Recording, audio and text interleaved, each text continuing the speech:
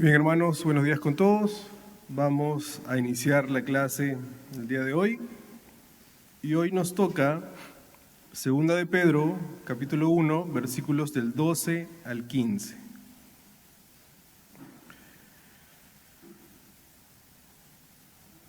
Segunda de Pedro, capítulo 1, versículos del 12 al 15. Dice la palabra del Señor. Por esto, yo no dejaré de recordaros siempre estas cosas, aunque vosotros las sepáis, y estéis confirmados en la verdad presente. Pues tengo por justo, en tanto que estoy en este cuerpo, el despertaros con amonestación, sabiendo que en breve debo abandonar el cuerpo, como nuestro Señor Jesucristo me ha declarado. También yo procuraré con diligencia que después de mi partida vosotros podáis en todo momento tener memoria de estas cosas. Esos son los versículos que vamos a estar estudiando esta mañana. Entonces, en esta clase vamos a estudiar los versículos del 12 al 15. El apóstol Pedro, quien se presenta a sí mismo como siervo y apóstol de Jesucristo, nos deja un mensaje profundo con la intención de que resuene y siga resonando en nosotros aún hasta el día de hoy. Él escribe a creyentes que ya poseen una fe genuina y que ya están confirmados en la verdad presente. Entonces, el mensaje que Pedro nos transmite y que vamos a tratar de entender y analizar el día de hoy es la necesidad de recordar constantemente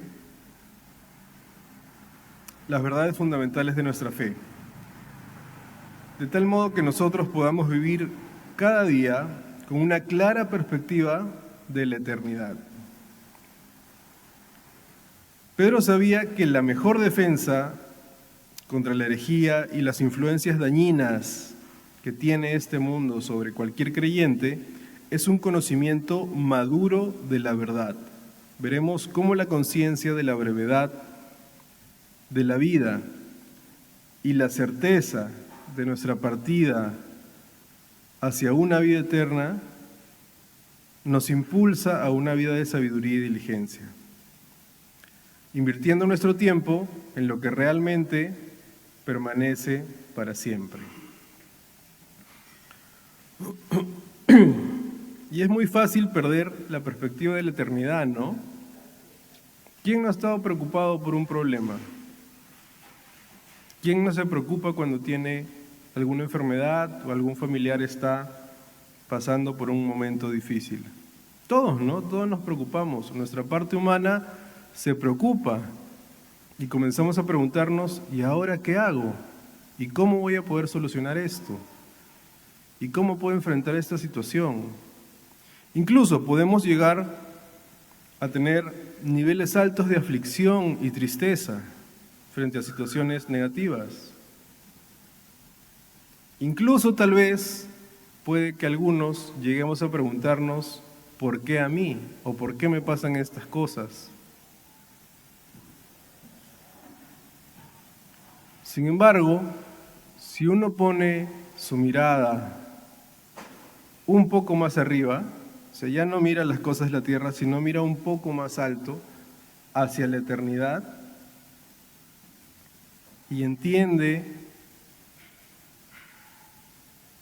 cuál es aquella recompensa que se nos ha dado por gracia, por medio de nuestro Señor Jesucristo, es más fácil sobrellevar esas situaciones.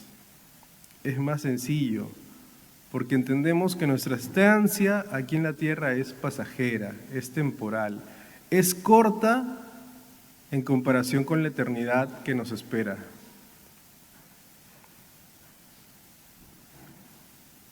Que los premios y las coronas y la gracia de Dios, si es que no se llegase a manifestar aquí en la tierra, es mucho mejor, porque Dios no es deudor de nadie.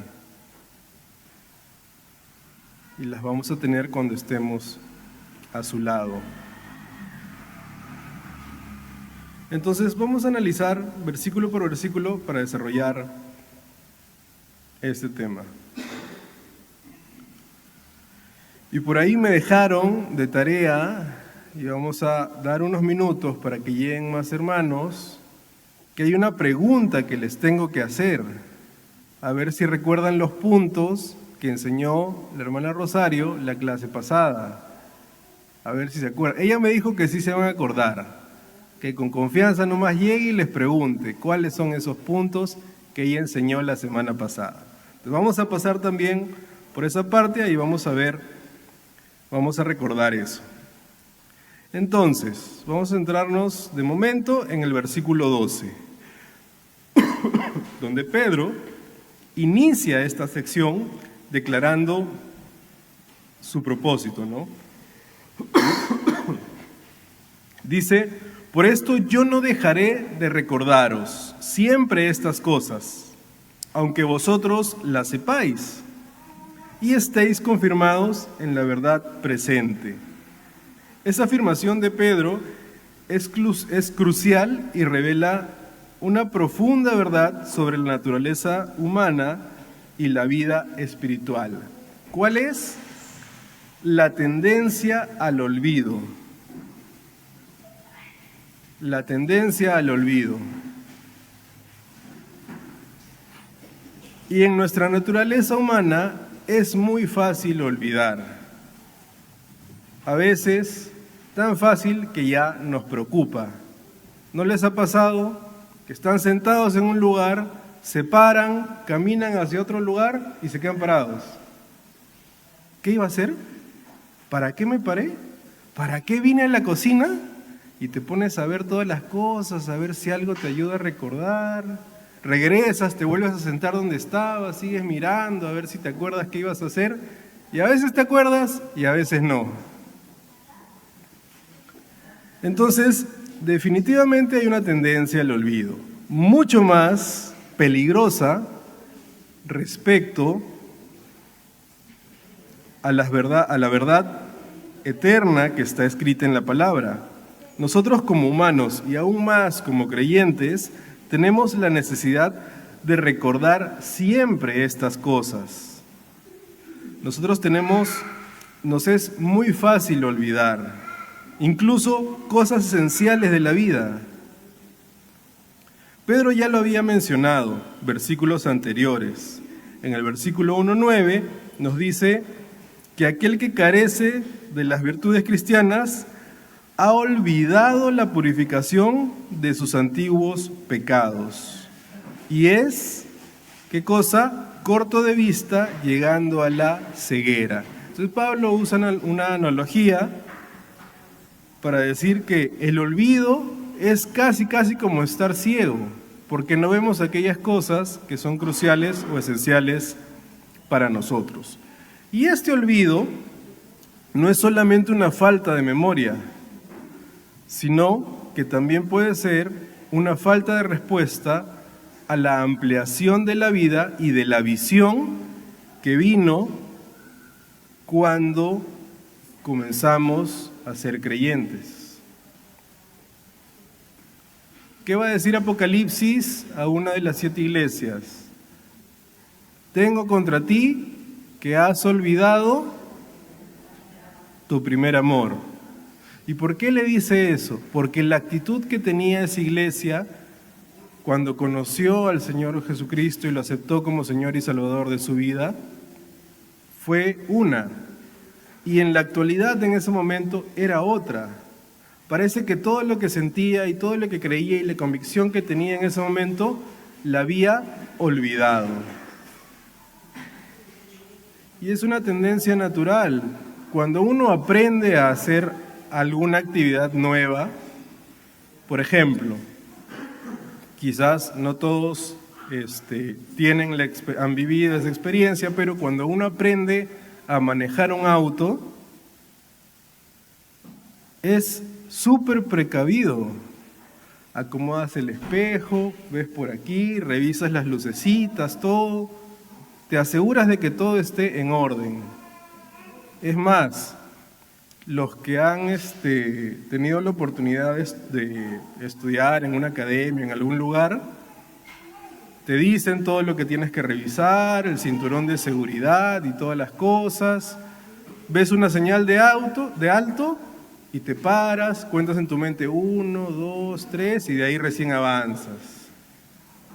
Ya con el tiempo, uno ¿qué hace? Se olvida de esas cosas. Ya estás a mitad de camino, verdad, mi cinturón de seguridad. Ay, no prendí la luz. Y a mí me ha pasado. En algún momento me pararon porque estaba yendo por la Panamericana con las luces apagadas. Yo no tenía ni idea, yo todavía le preguntaba, ¿y por qué me ha parado? Y me dice, por si acaso le estoy parando porque está con las luces apagadas. ¿Y qué había pasado? Yo paré en una gasolinera para echar combustible y obviamente ahí apagó el carro, no apagó todo. Y cuando volví a prenderlo, olvidé prender las luces. Porque ya estaba tan acostumbrado y tan confiado de que yo sé cómo se maneja un auto que no me percaté de eso, me olvidé. Entonces, ese tipo de olvido, ese tipo de confianza, que más que una buena confianza es más bien bajar la guardia, es del que nos advierte Pedro. Dice que eso es tan grave que es como si fuéramos cortos de vista, no estamos yendo más allá de donde estamos ahorita. Es más, puede llegar incluso a ser equivalente a ceguera. No estamos viendo las cosas del modo que la Biblia lo enseña. Entonces, ¿qué cosa más nos dice Pedro? Dice que nos habla de la repetición. Pedro insiste en la repetición y lo presenta como un rasgo distintivo de un buen maestro. Jesús hizo lo mismo, repitiendo a sus discípulos la verdad sobre su muerte y su resurrección en 3 ocasiones. ¿Y cómo estaban los discípulos cuando Jesús murió? Tristes, desconcertados, no sabían por qué pasaban las cosas. Jesús les había hablado, les había dicho, les había repetido en 3 oportunidades y luego pasa y no sabían qué hacer. Y muchas veces nosotros somos así. Entonces es importante y es vital considerar la repetición de aquellas cosas que vamos aprendiendo. De igual manera Pablo, el apóstol Pablo, escribía a los filipenses. En Filipenses 3, capítulo 3, versículo 1, les va a decir Pablo, a mí no me es molesto escribirles las mismas cosas, y para ustedes es seguro. Entonces, como creyentes, no debemos cansarnos de escuchar los fundamentos de la vida cristiana, sino más bien deberíamos estar alegres, debemos regocijarnos cada vez que se predica el Evangelio de Jesús y su plan para nuestras vidas. Y eso también va a tener una conexión con el desarrollo del carácter cristiano. En una iglesia donde asistía antes, era una iglesia más grande y tenía muy bien desarrollada la parte de la escuela bíblica. De hecho, allá se llamaba Academia Bíblica. Entonces, por gracia de Dios, en un instituto le habían prestado a la iglesia las instalaciones, entonces disponían de un lugar donde habían salones y cosas, ¿no? Entonces, dentro de esos salones se enseñaban diferentes cursos. Habían desde verdades fundamentales y bautismo, que era para los nuevos creyentes, y luego ya había un primer nivel de cursos y un segundo nivel de cursos. Entonces, todos los creyentes podían inscribirse a esa academia bíblica, obviamente no tenía costo, se inscribían y lo llevaban como si fuera un instituto más. Entonces tenías tu currícula, tus cursos, quiero llevar este. ¿Ya llevaste este? No. Ah, no, primero tienes que llevar este porque es prerequisito para el siguiente. Y enseñaban así cada libro, ¿no? Entonces, como era una academia soportada por los mismos creyentes, o sea, miembros de la iglesia eran maestros y miembros de la iglesia eran alumnos, y miembros de la iglesia era personal administrativo que se encargaba de coordinar, no siempre se abrían todos los cursos. Entonces, ¿qué pasaba? Yo era un miembro de la iglesia, llevaba mi curso número 1, duraba creo que 3 meses, llevaba mi curso número 2, otros 3 meses, quería llevar el curso número 3 y por algún motivo no se abría ese curso.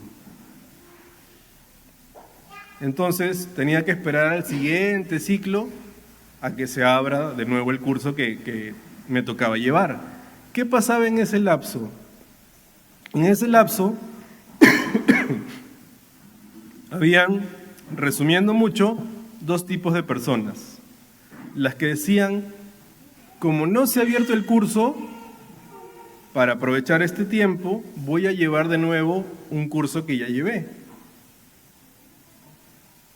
Y el otro tipo de personas eran los que decían, bueno, no voy a hacer nada, porque ya esos cursos ya los llevé, ¿para qué los voy a llevar de nuevo?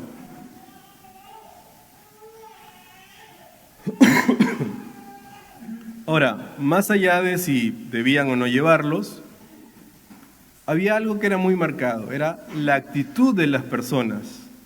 La actitud de las personas que querían que en ese lapso de tiempo llevaban de nuevo un mismo curso, tenía mucha más humildad que las que decían, ya llevé todo, ¿para qué voy a llevar de nuevo lo mismo? Ellos eran conscientes de que aunque ya habían llevado el curso, si esta vez lo dictaba otro hermano, podían aprender algo nuevo. O aún si lo dictaba el mismo hermano, aún así podían aprender algo nuevo. Y aún si el curso se dictase exactamente de la misma manera que la vez anterior, el repetir esas cosas también era bueno para ellos, porque eran conscientes que algunas cosas ya las habían olvidado. La diferencia con aquellos que decían, no, ¿para qué voy a llevar lo mismo si ya lo llevé? Era que ellos no eran conscientes que se olvidaban las cosas. Porque olvidamos y la repetición es buena para nosotros. Si a los discípulos Jesús les repetía varias veces las cosas, ¿quién de nosotros va a decir, yo no necesito que me repitan? Con mayor razón necesitamos eso. Y eso tiene que ver también con el desarrollo del carácter cristiano.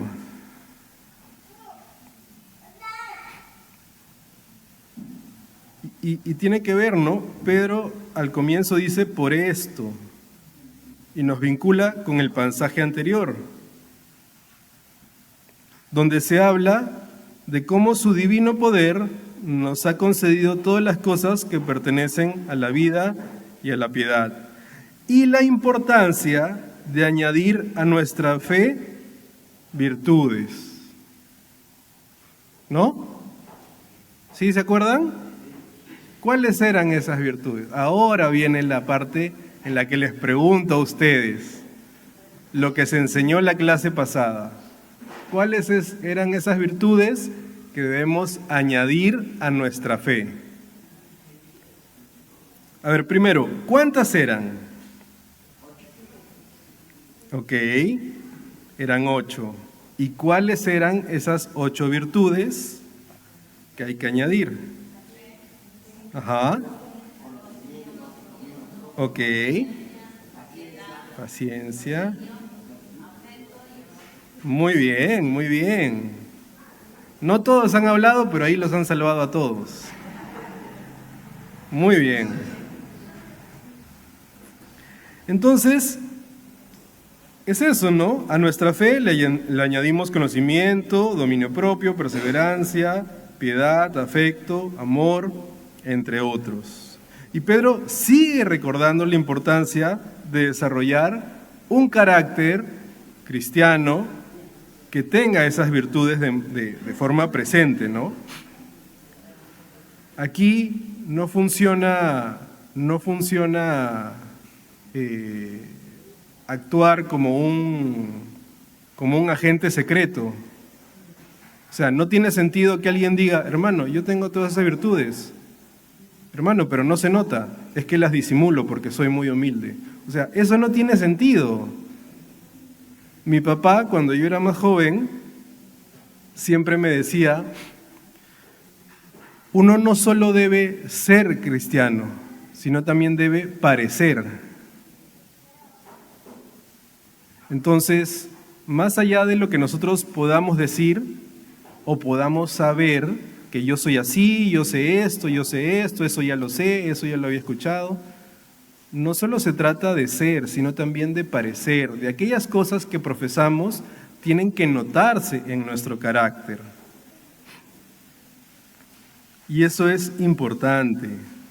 Por eso es importante que nos la recuerden constantemente y que cada cierto tiempo nosotros mismos forcemos a nuestra mente y a nuestra memoria recordar. Aquellos hermanos que tienen la buena práctica y la buena costumbre de memorizar versículos, ¿cuántas veces los ha salvado? En una situación difícil, recordar lo que la Biblia dice. Ya sea para darle un consejo a alguien más o para darte un consejo a ti mismo. ¿Y ahora qué hago? Y te acuerdas lo que dice la Biblia. Y te salvas, quién sabe, de cometer un error que podría afectar tu vida, ¿no? Entonces, la repetición de las verdades espirituales no es una señal de que las ignoremos o de nuestra falta de conocimiento,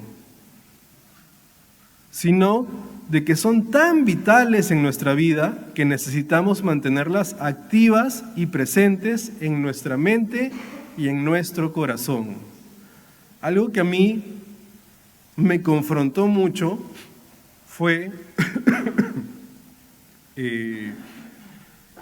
algo que una vez me contó un amigo. Él vivió un tiempo en España y apoyó en una iglesia.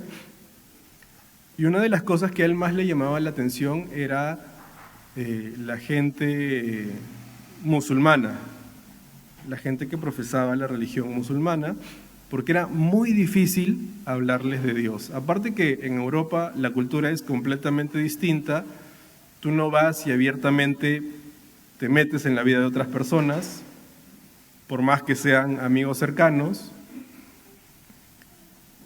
Particularmente en los musulmanes era muy difícil hablarles de Dios y aun si te daban la apertura era muy difícil debatir y hablar con ellos. Era muy difícil convencerlos o sacarlos de algo, de una idea que ellos ya tenían marcada, ¿no?, en ellos.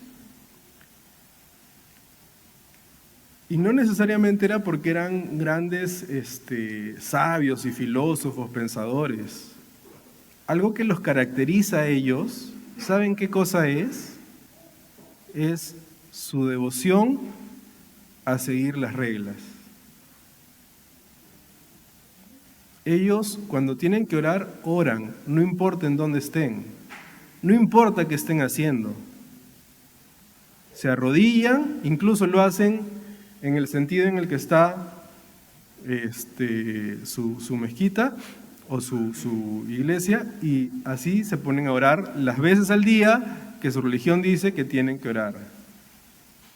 Ellos constantemente se repiten lo que su religión dice, y lo repiten y lo repiten.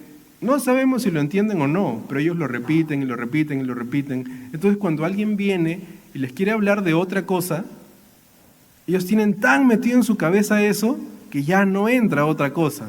Ellos se quedan con eso y es bien difícil sacarlos de ahí. Solo el poder de Dios puede obrar en sus vidas. Pero de ahí que alguien por hablarle los convence de otra cosa, difícil. ¿Y por qué me confrontaba? Porque luego decía yo, mi propia realidad y la realidad de los creyentes, de los que conozco, está muy lejos de eso. Nosotros que decimos que nosotros sí tenemos la verdad de que ellos están equivocados, pues ellos parece son más fieles que nosotros.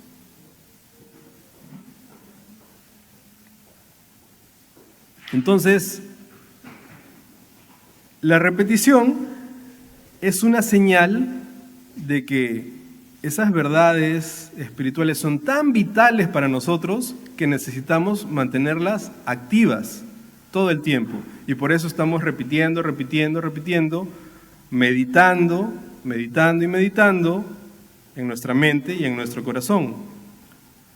Ahora, el siguiente versículo nos dice: pues tengo por justo, en tanto que estoy en este cuerpo, el despertar con amonestación. Padre utiliza una metáfora para describir su cuerpo físico. De hecho, en la palabra original, cuando dice por justo en tanto que estoy en este cuerpo, la palabra que se utiliza para cuerpo realmente significa, el significado va más como una tienda de campaña, como una carpa. Los que han ido de campamento en algún momento, como una carpa, ¿no? O un tabernáculo. Eso es lo que significa originalmente la palabra, pero ya en el contexto se trata de traducir y darle mayor sentido. Sin embargo, ¿qué implica esto? Que él se refiere a su cuerpo como algo temporal. Y es una descripción bastante acertada para nuestros cuerpos terrenales. Cuando han ido de campamento, nadie va y construye con ladrillo su carpa. Todos agarran una carpa de las que se arman con los palitos, los unen, ponen las telas, el cierre de la puerta y ya está. ¿Por qué? Porque es lo más lógico, es algo temporal. Alguien va a acampar unos días y ya. De igual manera, alguien que compra su terreno, no construye su casa de cartón. La construye de ladrillo porque es algo que va a durar bastante tiempo. Entonces, Pedro compara su cuerpo con una tienda de campaña, porque es plenamente consciente de que ese cuerpo y esa vida es algo temporal. Así como el tabernáculo del Antiguo Testamento era un lugar donde Dios habitaba temporalmente, antes de la construcción del templo, nuestro cuerpo es una morada temporal para nuestra alma. Y esta misma perspectiva la comparte también Pablo, ¿no? En 2 Corintios 5:1 va a decir: porque sabemos que si nuestra morada terrestre, este tabernáculo, se deshiciere, tenemos de Dios un edificio, una casa no hecha de manos, sino eterna en los cielos.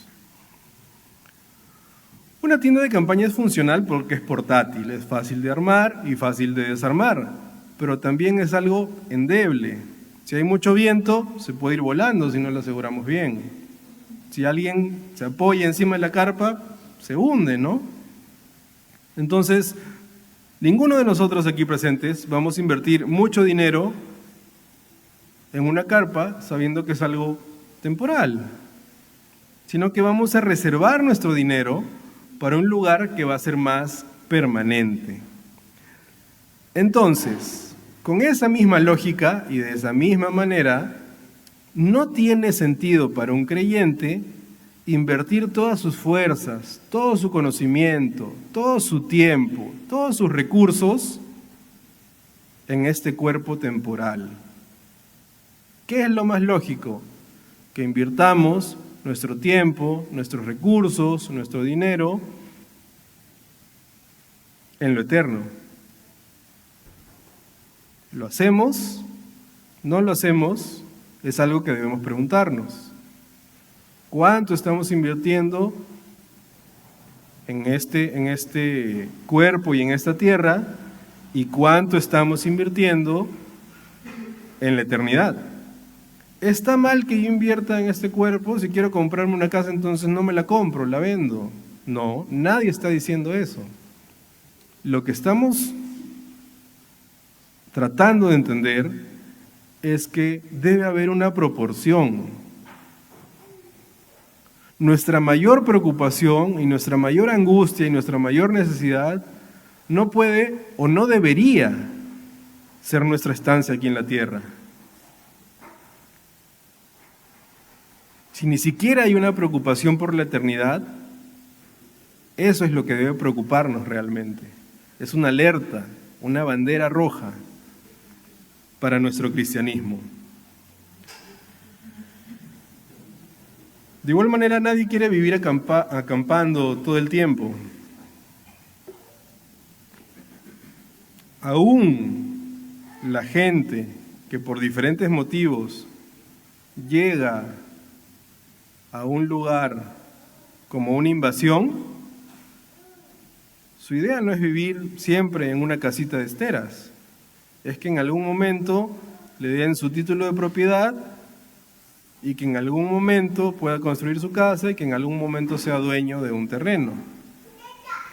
Aún esa gente que hace bien o mal, no lo sé, aún esa gente tiene un sentido de ver hacia el futuro. Dice, este esfuerzo y este sacrificio, que ahorita estoy con frío, durmiendo en esteras, es para que más adelante pueda tener algo mejor. De igual manera, nosotros deberíamos ver nuestra vida así. Este sacrificio, esta inversión de tiempo en mi Biblia, en las cosas de Dios, es porque más adelante me espera una vida eterna, una morada eterna. Esa perspectiva, ser conscientes de eso, va a cambiar definitivamente nuestros intereses y nuestros valores y nos va a enfocar en lo eterno. Incluso va a hacer que nuestras situaciones difíciles y nuestros males no se sientan tan malos. Alguien que quizás tiene algún problema de salud en su cuerpo, poner su mirada en lo eterno va a ser, bueno, pues sí, quisiera tener mejor salud y poder correr y saltar, pero bueno, lo bueno es que en la eternidad mi cuerpo va a ser perfecto, sin mancha, inmaculado. Y ahí no voy a vivir 50 años, 80 años, voy a estar para siempre. Se hace más llevadero todo.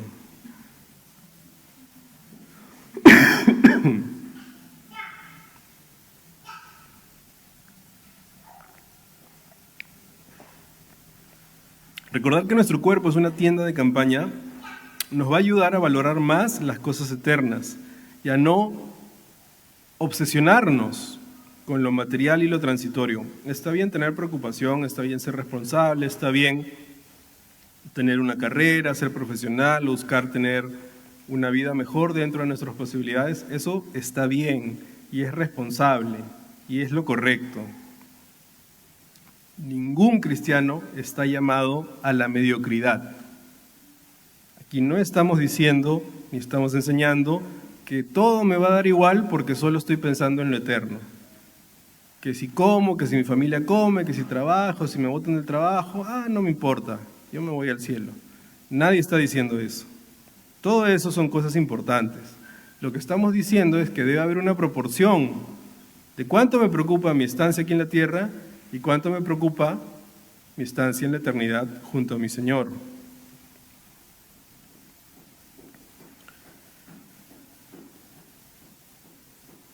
Ahora, la conciencia que tenía Pedro de la brevedad de su vida, él sabía que su muerte estaba cada día más cerca y que era imprudente esperar hasta el último momento para pensar en ella.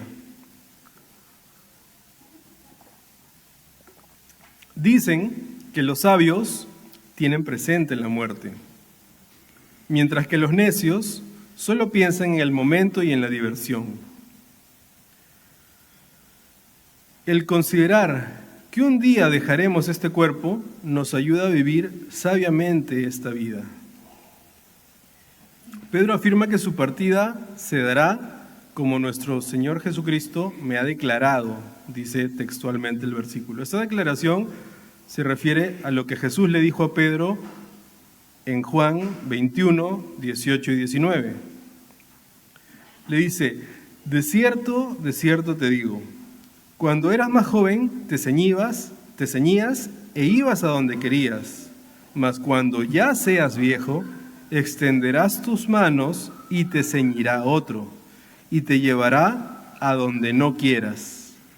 Esto dijo dando a entender con qué muerte había de glorificar a Dios. Pedro, siendo ya un hombre de más de 70 años al escribir esta carta, él sabía que la vejez había llegado y que su muerte estaba cerca, pero que su muerte también glorificaría a Dios. Ahora, para un creyente, la muerte no es el fin de las cosas. La muerte no es el final. La muerte es más como una transición. Si queremos verlo de otra manera, es como una mudanza. Mi alma se muda de una casa a otra casa.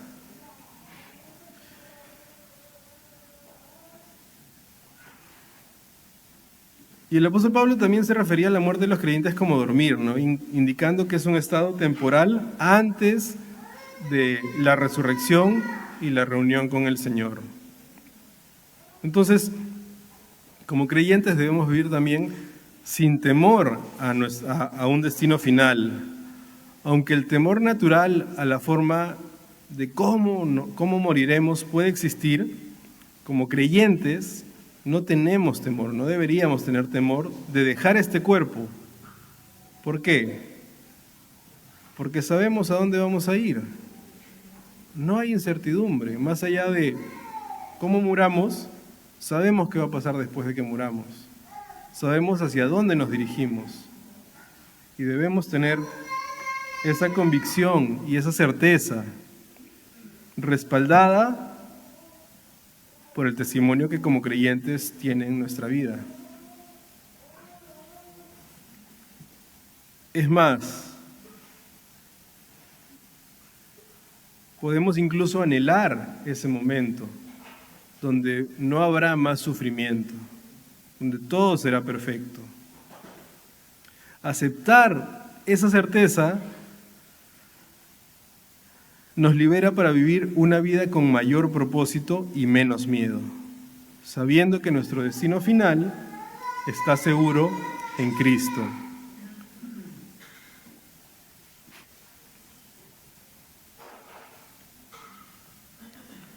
Ahora, Pedro cierra estos versículos diciendo: también yo procuraré con diligencia, después de mi partida, que vosotros podáis en todo momento tener memoria de estas cosas. Entonces, Pedro está siendo responsable. No es que él ya se muere y bueno, ahí se ven, ya ustedes vean cómo se manejan y qué hacen. Yo ya no estoy, ya nadie me puede reclamar nada. ¿Cuál es la actitud de Pedro? Él va a procurar con diligencia que después de que él muera, los creyentes a los que les estaba hablando puedan en todo momento seguir recordando estas cosas. Entonces, él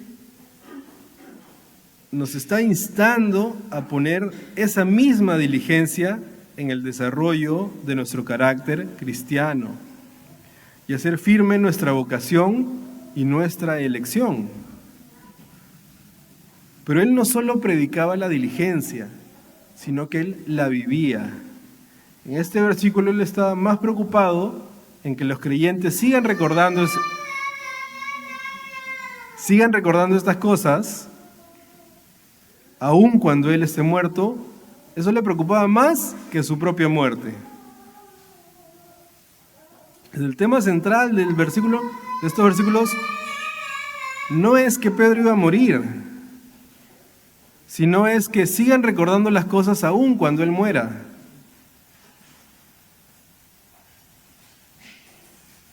Y hay creyentes que son así. Yo recuerdo el testimonio de un amigo que tuvo una enfermedad y terminó muriendo, pero aún cuando él estaba mal, él tenía una esposa y una hija muy pequeña, y él le preocupaba más que su propia muerte, que su esposa y su hija estén bien. Y no solo bien en lo económico, en lo demás, sino que puedan estar firmes en su fe. Y él hasta el último momento dio un buen testimonio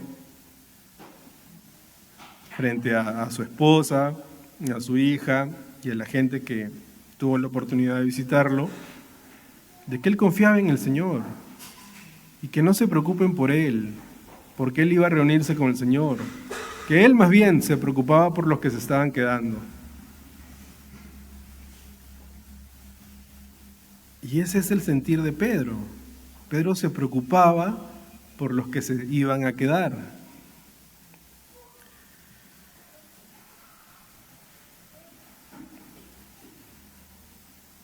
Y Pedro se aseguró de que recordaran estas cosas, por eso escribió 2 cartas. Tenemos las 2 cartas de Pedro, que son un testimonio duradero de verdad y un recordatorio constante para todos los creyentes. De hecho, muchos estudiosos de la Biblia consideran que el Evangelio de Marcos fue escrito por Juan Marcos, quien fue discípulo de Pedro y recibió de él todo lo que aprendió sobre Jesús, es decir, el testimonio de Pedro de la vida de Jesús. Porque no fue discípulo directo de Jesús, sino fue lo que alguien más le contó.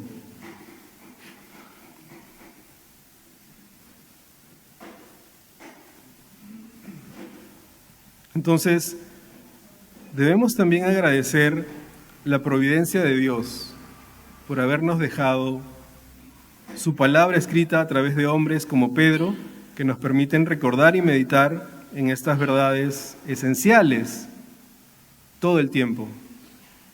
La Biblia está a disposición de todos. Hay Biblias de todo precio. Hay Biblias de todo tamaño. Hay Biblias en diferentes versiones. Hay Biblias incluso que son para regalar. ¿Han visto las chiquitas de los Gedeones? Que dice, una de las frases de esa Biblia que dice, este libro no será vendido. Y algo curioso que pasa, por mi trabajo tengo la oportunidad algunas veces de viajar, es que cuando llego a los hoteles, a la habitación del hotel, está la cama y al costado está la mesita de noche, ¿no? Y la mesita de noche tiene un cajón. Abro ese cajón y ¿qué creen que hay ahí? Una Biblia. A mí me llama mucho la atención porque de cristianos no he visto a nadie en el hotel, al menos no que se note. Pero en todos los hoteles que voy, abro y ya llego y ya por curiosidad abro la mesita, hay una Biblia. Y generalmente es un Gedeón o una un poquito más grande, pero siempre hay una Biblia. No sé si es una cábala o por qué siempre ponen la Biblia ahí, pero siempre hay una Biblia. Más bien ahora último también estoy encontrando el libro de los Testigos de Jehová, ya me está preocupando, ya digo, ¿por qué hay ahora el otro? Pero es interesante, ¿no? Entonces incluso a ese nivel podemos encontrar Biblias. Ya, si no las queremos leer, pues ya, ¿qué podemos hacer? Si teniéndola ahí a la mano, no la leemos, no la aprovechamos, no la valoramos como lo que realmente es la palabra de Dios, debemos preocuparnos, ¿no? Debo preocuparme. Debemos vivir con sabiduría y un enfoque eterno. Nuevamente, la conciencia de la brevedad de la vida y la certeza de nuestra partida no debe llevarnos a la desesperación, sino a una vida transformada con un enfoque eterno. Debe llevarnos a querer invertir en la eternidad. Jesús nos enseñó, no nos hagáis tesoros en la tierra donde la polilla y el orín corrompen y donde los ladrones minan y hurtan, sino, ¿qué cosa? Haceos tesoros en el cielo, donde ni la polilla ni el orín corrompen y donde los ladrones no minan ni hurtan, dice Mateo 6, 19 y 20. Nuestras acciones en esta tierra tienen que estar también enfocadas en lo eterno.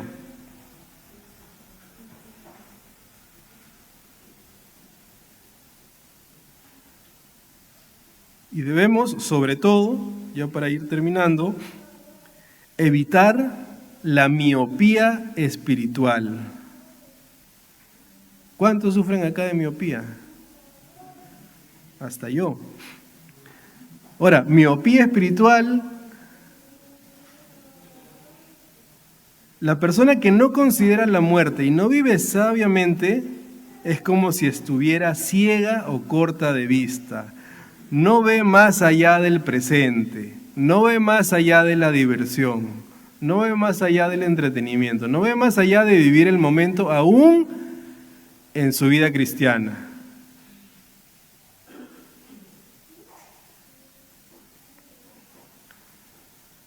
Necesitamos despertar completamente de ese letargo espiritual. Esa es la única garantía contra la apostasía, y el error es la constante instrucción y exhortación a la verdad. ¿Cuánta gente, cuántos creyentes, quizás nosotros mismos en este momento, estamos viviendo alguna verdad equivocada? Estamos con la firme convicción de un error. ¿Quién nos puede salvar de eso? ¿Quién nos puede hacer entender que no es así? ¿Quién nos puede ayudar a ver que un cristiano no debe vivir de esa manera? ¿Quién nos puede mostrar que lo que estamos haciendo no solo no es correcto, sino que no es agradable delante de Dios? ¿Quién? ¿Otro hermano? ¿Mi esposa? ¿Mi esposo? ¿Mi mamá? ¿Mi tío? ¿Mi abuelita? Tal vez, pero la palabra de Dios, ¿quién se va a poner a discutir con la palabra de Dios? ¿Quién va a leer un versículo y va a decir, esto está mal, así no es, debería ser de otra manera? ¿Quién se va a atrever a tanto?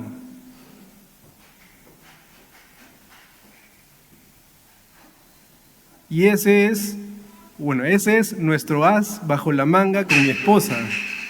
Cuando estamos discutiendo por algo, ¡pum!, el que saca la palabra, a ver, discútele la Biblia, ya ganó la discusión. Y es eso lo que puede servir en nuestras vidas, ir a la palabra, ver lo que dice, pedirle al Señor que nos dé entendimiento para entenderlo y confrontar nuestras vidas. Ahí no hay pierde, ahí no hay posibilidad de error. Ahí hay plena garantía de lo que dice es lo correcto. Y si ahí dice que lo que hacemos está mal, está mal. Si ahí dice que lo que hacemos no está mal, pero no nos conviene, es porque no nos conviene. Si ahí dice que debemos hacer algo que no estamos haciendo, debemos hacerlo. Que el Señor nos ayude, hermanos. Que nos ayude a no perder de vista la eternidad y a vivir conscientes de la brevedad de esta vida para que podamos invertir nuestros días en los tesoros del cielo y asegurar así nuestra entrada a ese reino eterno donde nuestro Señor y Salvador Jesucristo nos está esperando. Vamos a ponernos de pie y vamos a orar.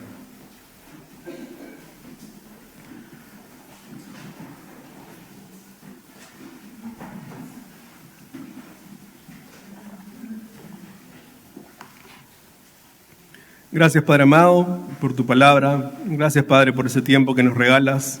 Gracias, Señor, por la confrontación y la exhortación. frente a cuán conscientes somos de que nuestra estancia aquí en la tierra es temporal, de que nuestros males, nuestros dolores y las situaciones que nos preocupan son solo pasajeras frente a la eternidad que nos espera a tu lado. Ayúdanos, Señor, a ser responsables, a ser diligentes con nuestras responsabilidades y con el rol que nos toca vivir en este mundo, Señor, como padres, como hijos, como esposos, como cabeza de hogar, como apoyo en el hogar, Señor, como trabajadores, como estudiantes. Así, ayúdanos a ser responsables en todo ello, Dios. Pero ayúdanos también a ser responsables en nuestra vida como creyentes, como hijos tuyos, como personas que están por aquí de paso y van de camino hacia la eternidad, hacia una eternidad que cada día está más cerca, está un día más cerca, Señor. Ayúdanos a anhelar tu regreso, Señor, y a anhelar estar a tu lado, más que las riquezas o la gloria que ofrece este mundo, Señor. Que nuestro anhelo y nuestro deseo por ti sea mayor